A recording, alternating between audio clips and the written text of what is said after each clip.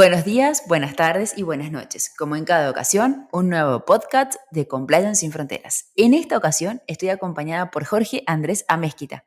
Bienvenido, Jorge Andrés. Muchas gracias, Jimena, por invitarme a Compliance Sin Fronteras. Bueno, en este caso para tratar un tema que es sin duda de gran interés. Bueno, ya hemos contado contigo con tu participación anteriormente en un capítulo, pero siempre es bueno, al final el público se renueva, que te escuchen también y hablar de un tema del que no habíamos hablado en esa ocasión, que es la pericial en compliance, ¿no? Correcto, Jimena. Si bien tocamos en ese capítulo aspectos relacionados, no obstante, la materia es cambiante, muy dinámica y en ese sentido resulta de toda pertinencia los nuevos aspectos que se puedan tratar aquí. Tal cual. Hay muchísimo para hablar sobre esto, porque la verdad que los temas procesales no son muy desarrollados en foros, en congresos, etcétera, y hay muchísimo material para hablar. Pero antes que nada, quiero presentarte. Jorge Andrés Amezquita es presidente del capítulo colombiano de la World Compliance Association, es gerente de C3 Compliance y docente universitario en temas asociados a compliance, derecho penal corporativo e investigación criminal.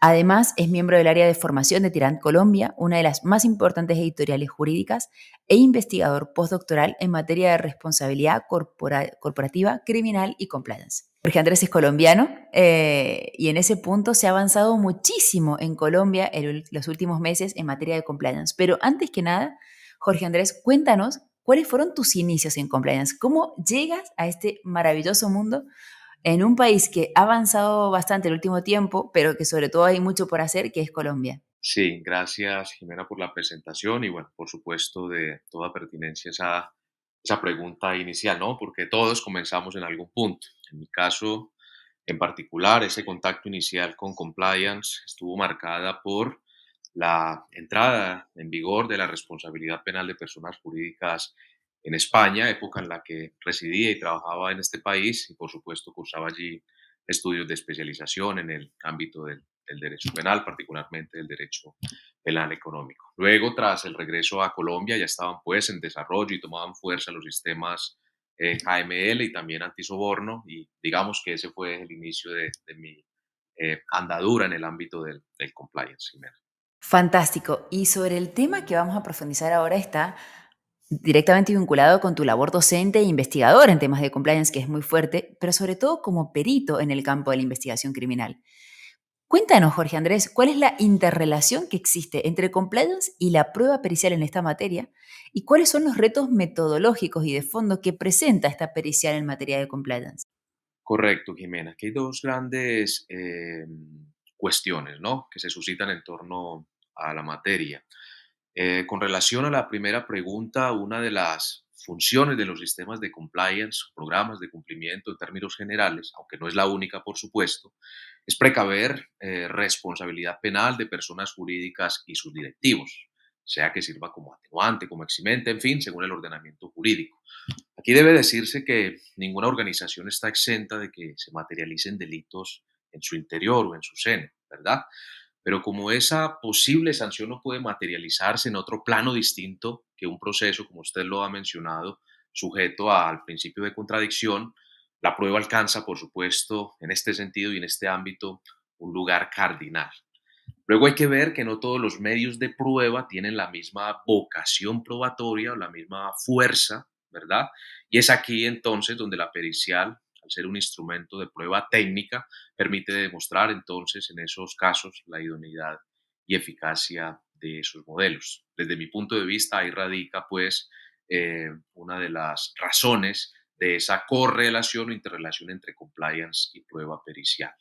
Y frente a la segunda cuestión, esto es sobre los retos metodológicos y de fondo que presenta la prueba pericial, frente a los primeros, esto es los metodológicos, uno de ellos tiene que ver con la comprensión de las exigencias que marcan las disposiciones procesales para la prueba pericial, en este caso, según el ordenamiento jurídico que corresponde.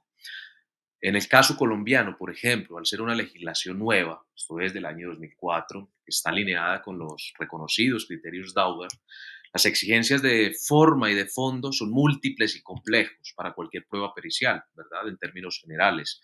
Esto es principios, métodos, rango de error, etcétera. De modo que el reto consiste en poder articular ese conocimiento técnico propio de cualquier experto con las reglas de la prueba pericial, ¿verdad? En esta conjugación entonces de conocimiento experto y lógica forense, para mí se encuentra la virtud del perito. Esto es que se debe ser experto no solamente en la materia compliance, de ello estamos hablando, sino poder correlacionar, vincular o conjugar esas reglas o exigencias que cada ordenamiento marca para la prueba. En esa conjugación, repito, de conocimiento experto y lógica forense, entonces se encuentra la virtud del perito. Y ya, frente a los retos de fondo, desde mi punto de vista, uno de los principales radica en que quien funja como perito sea experto no solo en compliance general, sino en la materia constitutiva de la actividad criminal, es decir, lavado de activos, soborno, por poner solo uno de esos ejemplos. Qué apasionante lo que comentas, porque la verdad es que cuando surgió todo este tema de compliance en el sector corporativo, no se analizaba este punto desde el punto de vista procesal, ¿no? Y en tu experiencia, hoy en día, es importante saber cuál es el lenguaje que procesa en su cabeza el juzgador, ¿no? Es decir, cuáles son los términos que podemos emplear en la elaboración de nuestros dictámenes externos sobre compliance para entonar el mismo lenguaje que este juzgador, quien a la vez tenemos que formar en temas de compliance, seguramente que le cuesta incorporar esos conceptos y esta ruptura que supone para la teoría del delito imputar a una persona jurídica, ¿no? Sí, Jimena, mire, frente a ese lenguaje, lo primero que hay que ver es que a pesar de los avances del compliance, hablando en este caso de los países de habla hispana, la judicatura no acaba en términos muy generales de interiorizar completamente, por supuesto, este nuevo lenguaje que viene marcando el compliance en nuestros países. Por tanto, el juez tiene claramente estructuradas las figuras dogmáticas tradicionalmente aplicables, por ejemplo, a temas como responsabilidad penal, en este caso de personas naturales, aunque también jurídicas, pero no los elementos propiamente de compliance. De ahí que requiera de un experto que le ponga en contexto justamente esas estructuras de compliance y por qué un determinado sistema de cumplimiento puede ser o no efectivo en el marco de la valoración de un determinado caso. Complemento con lo siguiente. En los informes no se puede renunciar, desde mi punto de vista, al lenguaje técnico que demande el correspondiente informe. Lo que sí puede y debería realizar el concreto perito es acompañar, por ejemplo, notas aclaratorias, referencias, pies de páginas, paréntesis, etcétera, de modo que sea accesible por el juzgador y, por supuesto, a las partes que concurren en ese concreto procedimiento jurisdiccional. Lo que sí está claro, además, es que el perito no debe ni puede inmiscuirse en las figuras y preceptos jurídicos en sentido estricto, dado que el único intérprete autorizado de la ley es el juez y, por supuesto, las partes que concurren a ese proceso. Entonces, es un concepto personal. El perito, por eso es experto, naturalmente tiene un lenguaje, una forma de expresarse, pero sí que puede aclarar o complementar y, por supuesto, para eso está también el escenario oral en el que puede dar las explicaciones que corresponden. Y desde ese punto, analizando un poquito la construcción formal de la pericial, Andrés, ¿cómo nos podrías compartir la estructura de capítulos o de secciones que debería tener esta pericial? De acuerdo. Lo primero a tener en cuenta son las exigencias que marca el correspondiente ordenamiento jurídico. Ya había mencionado que en el caso del ordenamiento jurídico colombiano, sumamente exigente en cuanto a la estructura, componentes formales. Luego, saber que existen también estándares aplicables al informe pericial propiamente, como por ejemplo en Estados Unidos el estándar ASTM, o por ejemplo en el caso de España la norma UNE 197.001, que contempla los criterios generales para la elaboración de informes periciales. Seguidamente, no puede perderse de vista que una cosa es la estructura del informe pericial en general para cualquier materia, pero otra, los elementos que debe tener un informe técnico de compliance, donde resulta de suma utilidad, por ejemplo, la norma IDW PS 980 sobre Compliance Management System para los denominados encargos de aseguramiento, repito, sobre sistemas de cumplimiento. Y si se revisa esa estructura o se combina esa estructura, desde mi punto de vista, es mi posición, de hecho lo he desarrollado en alguno de los escritos realizados para Compliance Sin Fronteras, podría en primer lugar proponerse un apartado de antecedentes en el que se relaciona todo el contexto que rodea la actividad pericial, es decir, la entidad que se revisa u organización, puestos de trabajo comprometidos, personas asociadas, procesos afectados, por supuesto, el sistema de gestión analizado. En segundo lugar, el objeto o finalidad del dictamen, en donde se analiza fundamentalmente o se buscará analizar la idoneidad del concreto sistema de cumplimiento, sea para prevenir, reducir el riesgo de comisión de una determinada actividad ilícita, por ejemplo. En tercer lugar, podríamos analizar en el marco de ese informe el alcance, esto es, el diseño, implementación y funcionamiento, si se revisa justamente una norma como la referida PS 980 o incluso los mismos criterios que utiliza el Departamento de Justicia en Estados Unidos para examinar los programas de cumplimiento de las corporaciones sometidas, por supuesto, a su evaluación. En cuarto lugar, podríamos analizar, eh, mejor describir los elementos analizados. Esto es lo que se estudia, lo que se evalúa, concretamente la organización, su estructura, su objeto, su sistema de cumplimiento, en últimas, todo lo que integra esa concreta organización analizada. En quinto lugar, y aquí viene un componente sumamente importante en legislaciones como la nuestra, que son los principios en los que se sustenta o se ancla ese concreto informe pericial. En este caso, los estándares, por ejemplo, internacionalmente aceptados que sirven de rasero para medir la evaluación. Y estoy pensando en COSO, en ISO. Todos sabemos, por supuesto, la estructura que se desprende del marco ISO para la evaluación de sistemas de cumplimiento, perdón, para la construcción y evaluación, por supuesto. También la metodología, un elemento cardinal, central, estructural, en sexto lugar, en la que, pues, en el marco de sistemas de cumplimiento, tendríamos que hacer referencia a las normas que se utilizan para evaluar justamente o para examinar esos modelos de cumplimiento. Nuevamente, una norma como la PS 980, en donde permite analizar internamente esos modelos, o una norma como la ISAE 3000 para encargos de aseguramiento. Luego, en séptimo lugar, podríamos desarrollar naturalmente los hallazgos o resultados, en donde se deben analizar fundamentalmente la situación del modelo antes de la asistencia, por supuesto, de la actividad ilícita que dio lugar a la realización de ese concreto informe pericial, y luego lo que sucede en una etapa post delictum, es decir, lo que se recaba, lo que se desprende del análisis de la situación. Luego vendrá una fase de interpretación de esos resultados, esto es una síntesis de lo obtenido por el perito. Naturalmente, en noveno lugar, unas conclusiones, que es la respuesta a la pregunta formulada dentro del objeto, y finalmente unos anexos infaltables que fundamentalmente contienen no solamente evidencia o soporte de lo analizado, sino otros anexos fundamentales como la acreditación del perito mismo, las normas de referencia, etcétera. Esto viene de manera muy, muy, muy abreviada, pero de alguna manera da una luz sobre esa estructura formal y material también del informe pericial. Tal cual, Andrés, te iba a comentar esto, que muchísimas gracias por la profundidad de la respuesta, porque nos has dado una visión bastante amplia de las diferentes partes que tiene que tener, ¿no? Ahora bien, escuchándote, me quedo pensando en que la pericial de compliance en entornos altamente tecnificados tiene muchas dificultades, ¿no? Conforme a lo que hablas. Es decir, sobra decir que en círculos transnacionales de lavado de dinero, empleo de jurisdicciones offshore, e-commerce, básicamente se multiplican las dificultades de entender los hechos, incluso para nosotros, técnicos jurisconsultos, existen en ese efecto certificaciones profesionales que las asociaciones profesionales ofrecen para acreditar conocimientos, y esta es una tesitura en la que tenemos abogados certificados como CISA, como System Auditors, es decir, todos que optan por certificaciones en blanqueo de capitales. Ahora, afrontemos la realidad. No hay tiempo material para certificarse en todo, ¿no? ¿Cuáles son tus fuentes para suplir esta circunstancia cuando se te plantea? Yo la verdad que como directora del máster y profesora en varias universidades, los alumnos todo el tiempo me están preguntando, profesor, ¿qué certificación me recomienda? ¿Cómo me orienta? Etcétera, etcétera.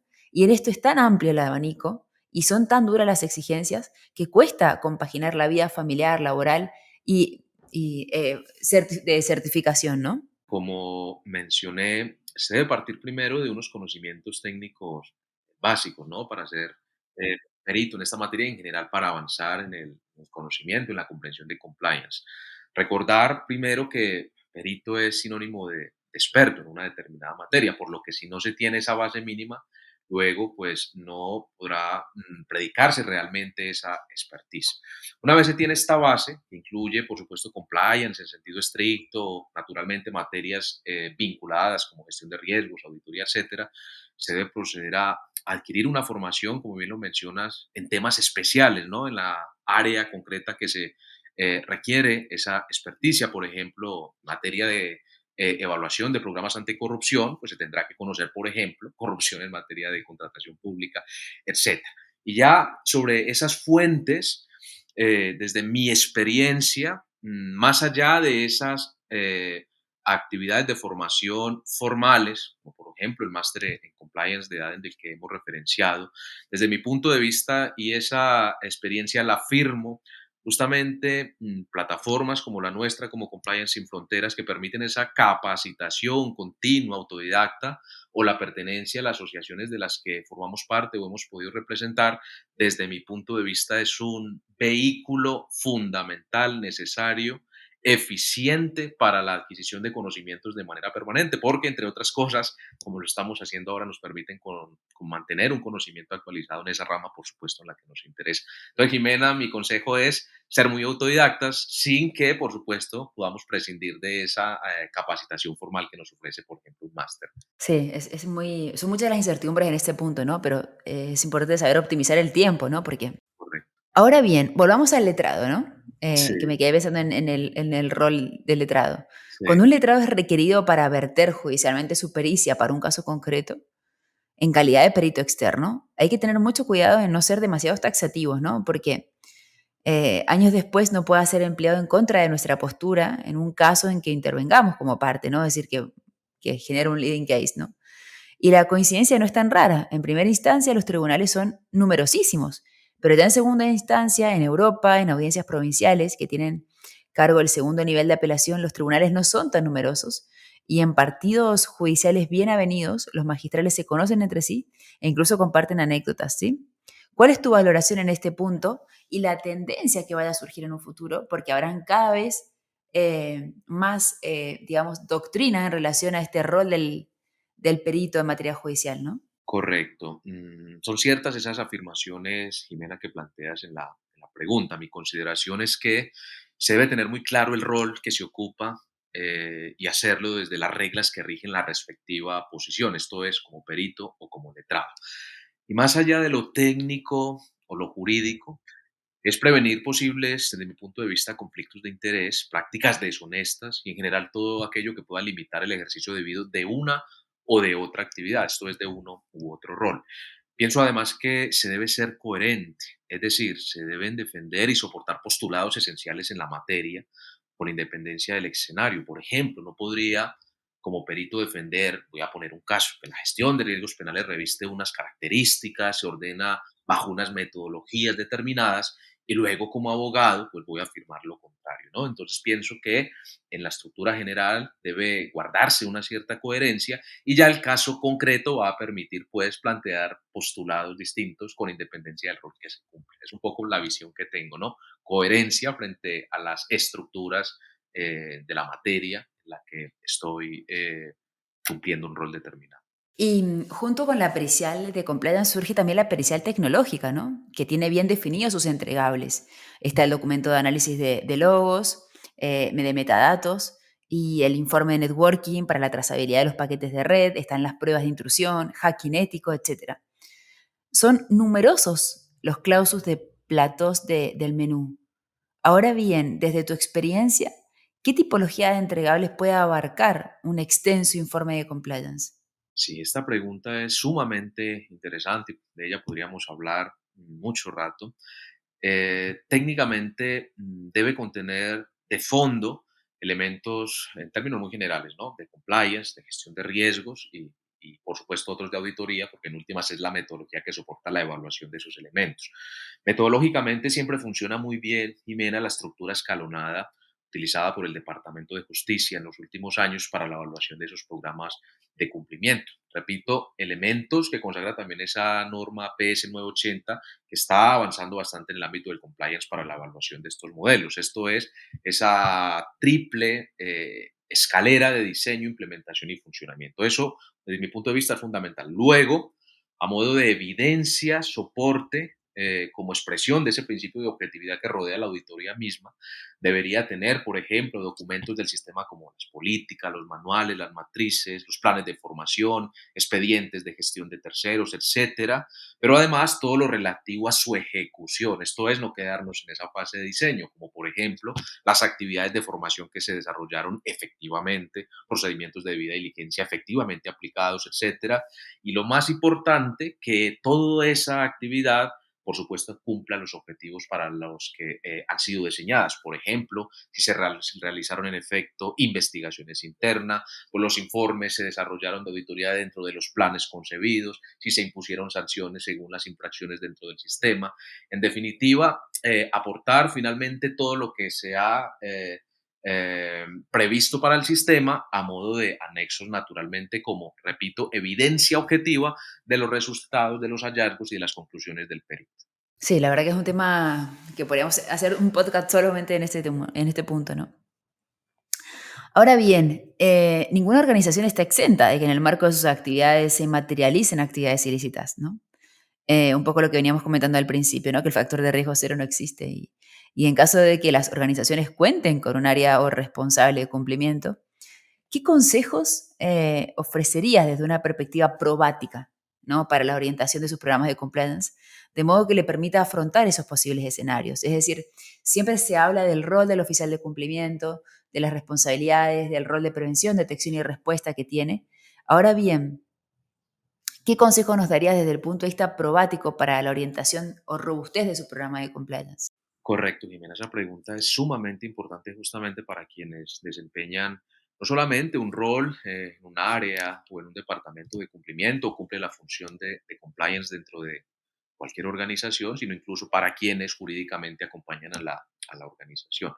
Lo primero que debo expresar frente a esa pregunta es, como bien lo has dicho, ninguna organización está exenta de que en su interior se materialicen delitos. Bajo este entendido o este presupuesto, la primera recomendación desde mi óptica es tener en cuenta que esa posibilidad puede aparecer en cualquier momento, ¿no? Un poco aplica aquí el adagio popular de nuestros países que guerra avisada no mata a soldados, ¿no? En segundo lugar, estructurar ese sistema bajo la triple escala antes anotada, esto es, formular apropiadamente ese modelo de acuerdo a la normativa que corresponde y a los estándares internacionales en la materia, implementar o ejecutar debidamente eso que diseñé o formulé y finalmente buscar que esos elementos sean efectivos. Esto es, entender que el sistema debe superar con éxito un test, si lo hiciera, de esas tres categorías.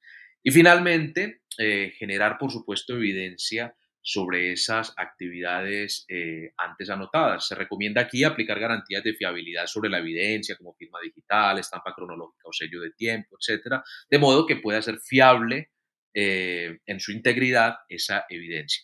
Y luego, para finalizar, tener claro que es que ese oficial de cumplimiento, que ese responsable de compliance, podría desempeñar eventualmente en ese escenario procesal el rol de testigo perito, ¿no? Justamente porque forma parte de esa estructura de cumplimiento.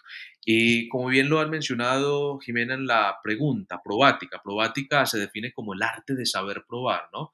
Entonces, en esos escenarios complejos en los que una organización se vea forzada a defender su posición, por supuesto, debemos tener muy claro qué evidencias se requerirían para defender la posición de la organización, sus directivos, y vaya uno a saber la del oficial mismo, ¿no?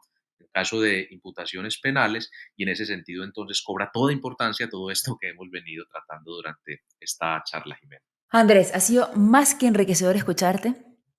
Muchísimas gracias por ilustrarnos en este tema que tanto debate genera, que además no está regulado por muchos de los ordenamientos, donde existen muchísimas lagunas y donde ha venido el interpretador a aclarar varios conceptos y sobre todo el día a día, ¿no? Que nos ayuda a reforzarnos y a aprender en este inicial mundo de compliance en el que todavía nos quedan muchos pasos por dar, ¿no? Correcto, sí, Jimena, no, gracias a ti por invitarme, siempre con el mayor de los gustos de poder colaborar en Compliance Sin Fronteras y en general en los programas que gestionas. Andrés, muchísimas gracias. Felicitaciones por el gran trabajo que estás haciendo en la World Compliance Association en Colombia, a todo el equipo y desde ya un abrazo muy fuerte a la distancia.